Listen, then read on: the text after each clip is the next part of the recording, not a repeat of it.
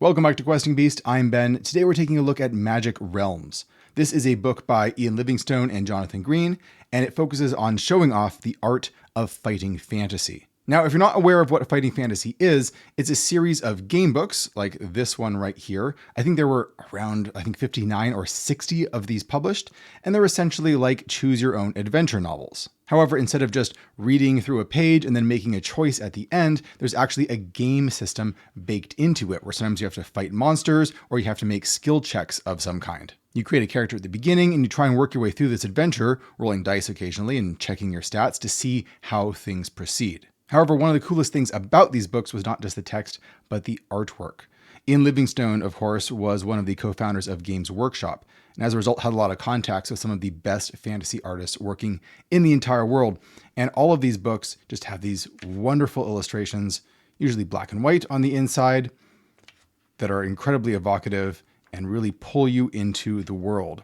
But the only way to get access to all of this art was to try and collect all of the books. And since there are 60 of them, and a lot of them are out of print, that could be a very expensive process. So fortunately, this book has come along to collect a lot of the best artwork from this whole series in one place, so you can really flip through it and immerse yourself in this world. Now, we'll be diving inside the book in just a second, but first, a quick reminder that I am doing a giveaway this month of this book, 28 Collected, which is a fan-created hardback showing off some of the best painting and modeling in the world of Warhammer 40,000. This includes extensive interviews with people like John Blanche and Ian Miller, who are also featured in the Magic Realms book. So if you're a fan of the fighting fantasy artwork, you'll probably love this one as well. All you have to do to make sure that you are in the running is to subscribe to the free Questing Beast newsletter. Link for that is in the description below. All right, let's see what we get inside Magic Realms. As usual, I will put a link to this in the description below if you want to pick up a physical copy for yourself. So we have lots of different artists here over the course of Fighting Fantasy's long history, forward by Ian Livingstone himself. And then it starts going through the artists one at a time. What's really great about this book is that many of these cover illustrations, which were in color, were pretty small because they were printed on cheap hardbacks. So now for the first time, you get to see them in all of their glory. It's amazing the variety of the artwork that you get when you have so many different artists working on the same property over the years, from really grungy, old school style artwork to this smoother, more cartoony style. But I'll be honest, I think some of my favorite artwork in the whole book is the black and white artwork. And this is produced on a fairly small scale because they like to save the big pages for the color stuff. But I kind of wish that there were more pages showing off the black and white stuff at a full page size. Despite how good the color artwork is, the black and white art often just speaks to me better. Here's a good example of a full page black and white one. I think the lack of color makes it more engaging for the imagination. You're more involved in it. You're trying to fill things in with your own details. And oftentimes with black and white artwork, you can more easily see the artist at work. You can see them sketching, see them roughing out an idea, and I really like that. Next up, one of the most prominent artists in the history of fantasy gaming is John Blanche. But first, a quick shout out to today's sponsor. This video is sponsored by the book, The Ultimate Guide to Rebuilding Civilization. This is a huge 400-page book packed with spectacular steampunk-style illustrations of mankind's greatest inventions. It's a great topic starter for fans of history and science, and it's filled with references and Easter eggs that makes it incredibly rereadable. For example, this chapter on forging has a picture of Pyramid Head from the video game series Silent Hill. I especially love this page on siege engines because I was obsessed with trebuchets when I was a kid, and this whole page reminds me of Stephen Beastie's famous Cross Sections book. This book is much more than it seems, though. It's a quest. If you examine the pages carefully, you'll start seeing little clues that are part of a larger puzzle that you can unlock. For example, look at this page on the typewriter. You can see that the keys have been replaced by emojis. And if you look at the line of emojis up at the top, you can use a normal QWERTY keyboard to decode this line into quest.com, which is just part of the URL that leads you deeper into the mystery. Now, only 7 people have completely solved all of the book's clues, but if you join their number, you can receive a special prize from the publisher and become an honorary member of the Order of Seekers. Check out the book right now using my link down in the description below. So John Blanche's artwork is, as usual, absolutely distinctive and iconic. You can always tell you're looking at John Blanche stuff when you see it. There's always something a little bit creepy, a little bit grotesque, a bit otherworldly about the way that he draws creatures and characters. And we even have a full page spread here of a map that he drew for Steve Jackson's sorcery. I love seeing these artists who typically work in doing characters and scenes and so forth, turning their talents to working on cartography. I love fantasy maps, and I love seeing how artists interpret them in their own way. Here's another great fantasy artist, Les Edwards, who famously did the cover artwork for Hero Quest, which is a great piece of artwork.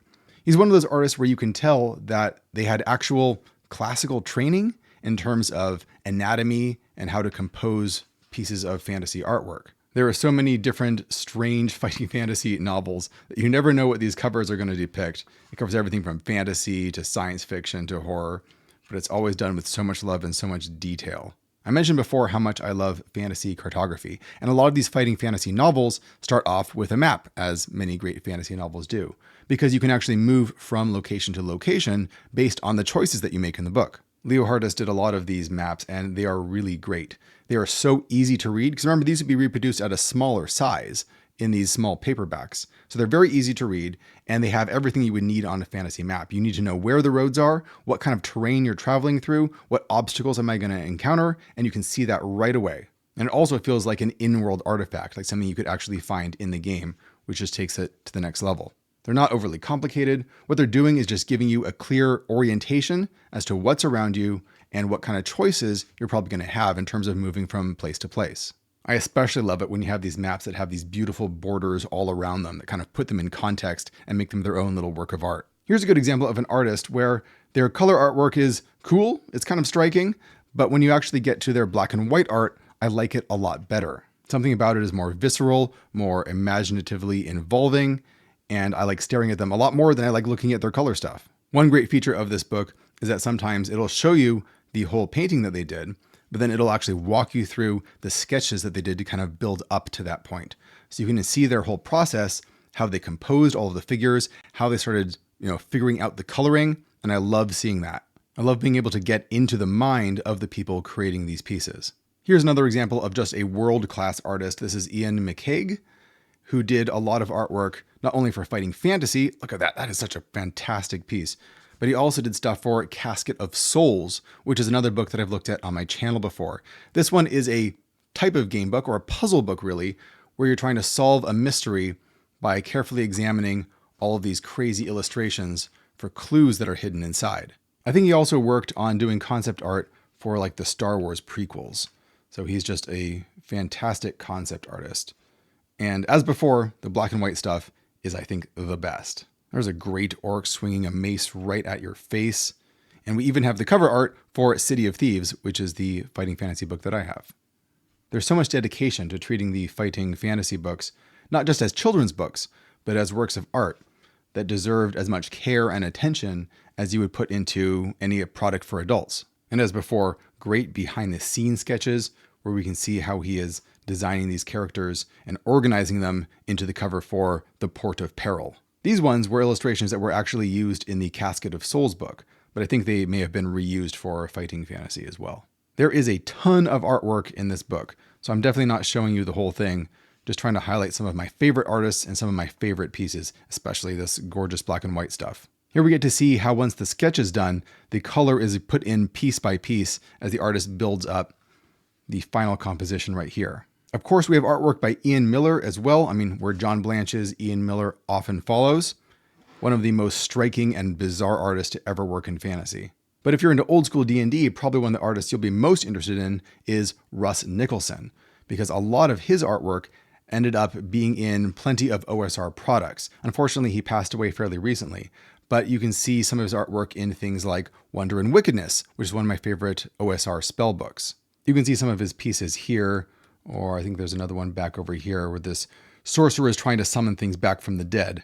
I think his work hits this really great balance of being fun to look at, having a sense of humor about itself, while also conjuring this slightly grotesque fantasy world. Here's another highlight. This is Gary Ward and Edward Crosby, whose artwork doesn't look like the typical pen and ink drawings that you would see in fighting fantasy. It looks more like woodcuts, which gives everything this great medieval feel. Like this looks more like the illustration of a mind flayer that you might find in an old medieval book. There is so much great material in here, including pictures of all of the covers, of all of the original Puffin paperbacks. It also has the covers of the different reprints that have been done over the years, although these are just not as cool as the original ones in my opinion. Like there's always this impulse to simplify the covers down to this consistent look, but then you lose a lot of the charm and you lose a lot of just the illustration that was originally on the cover. There's even a section in the back on the miniature figures that are based off of many of the illustrations. So you can see what these characters would look like in 3 dimensions, which is a lot of fun. So that is Magic Realms, the Art of Fighting Fantasy. I really only scratched the surface there because there is just so much art in here to go through. If you're a fan of fighting fantasy, if you're a fan of old school D&D, or just a fan of classic fantasy artwork, I think this book is a no-brainer. It's full of inspirational ideas that you could easily steal for your D&D game. You could even take a lot of the black and white images in here and use them as character portraits. As always, I'll put a link in the description below for where you can pick this up for yourself. And thanks for watching, everybody. I'll see you next time.